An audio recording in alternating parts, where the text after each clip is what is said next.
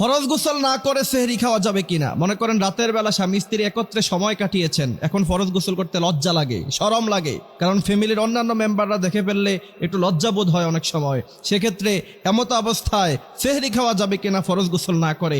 এই প্রশ্নটা আমাদের কাছে অনেকেই করেছেন। খুব সাবধান, ইসলামের এই বিষয়গুলো এত বেশি সাবধান থাকতে হবে আপনাকে। যদি আপনি একটি ভুল করেন, এই মারাত্মক ভুলের কারণে আপনার 30টি দিনের রোজাই ধ্বংস হয়ে যেতে পারে। এই জন্য আল্লাহর হাবিব সাল্লাল্লাহু আলাইহি ওয়াসাল্লাম বলছেন, ইসলামের যেই কোনো আমল করার আগে অবশ্যই তার ব্যাপারে সম্পূর্ণভাবে তোমাকে জানতে হবে, তারপরে তুমি অল্প আমল করবা।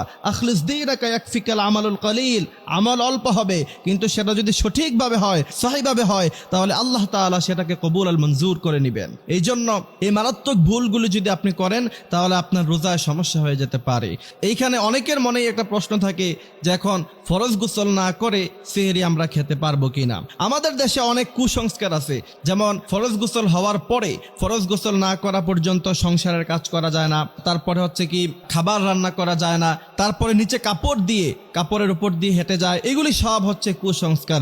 ইসলামে এই সমস্ত কোনো বিধান নাই। তাহলে আসেন, আল্লাহর হাবিব সাল্লাল্লাহু আলাইহি ওয়াসাল্লাম বলছেন, তোমাদের যখন ফরজ গোসল হয় তোমরা খুব বেশি বিলম্ব করো না। যারা সব সময় বিলম্ব করে ফরজ গোসল করে, আল্লাহ তাআলা লানত তাদের উপরে পড়ে, আল্লাহ তাআলা তাদেরকে পছন্দ করেন না। এই জন্য ফরজ গোসলের নিয়ম হচ্ছে, স্বামী স্ত্রী যখনই আপনারা একত্রে থাকবেন তখনই ফরজ গোসল সাথে সাথে করে নেওয়া, এটা উত্তম। কিন্তু যদি না করেন, অবশ্যই আপনারা ঘুম থেকে ওঠার পরে সাথে সাথে ফরজ গোসল করে নেবেন। কিন্তু কোনো কারণে যদি আপনি ফরজ গোসল করতে পারেন নাই, সেহরি খাওয়ার সময় চলে যাচ্ছে, অথবা আপনি সেহরি খেয়ে ফেলেছেন, আব্দুল্লাহ বিন বাজ রাহিমাহুল্লাহ তাআলা বলেছেন আপনার রোজা হয়ে যাবে, রোজাতে কোনো সমস্যা হবে না। তারপরে উসাইমিন রাহিমাহুল্লাহ তাআলা উনিও সেম কথা বলেছেন। বড় বড় ইসলামিক স্কলাররা সবাই এ ব্যাপারে একমত, ফরজ গোসল না করেও সেহরি খাওয়া যাবে, এতে কোনো ধরনের কোনো সমস্যা নাই, রোজারও কোনো সমস্যা হবে না। কিন্তু অবশ্যই সেহরি খাওয়ার পরে সাথে সাথে ফরজ গোসল করে তারপরে ফজরের সালাত আদায় করতে হবে।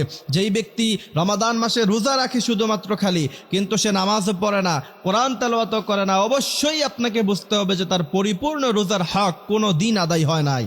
এই জন্য আমাদের অনেক মা বোনেরাও এমন আছে, রোজার বেলায় ঠিক আছে রোজা রাখে কিন্তু তারাবি পড়ে না। আর বিশেষ করে আজকাল সমাজের পুরুষেরা, মসজিদে তো তারাবির সময় লোকই দেখা যায় না। প্রথম 10-12 দিন কিছু লোক দেখা যায়, মুসল্লি দেখা যায়, তারপরে আর মুসল্লিদের কোনো খবর নাই, মুসল্লি কোথায় চলে যায়।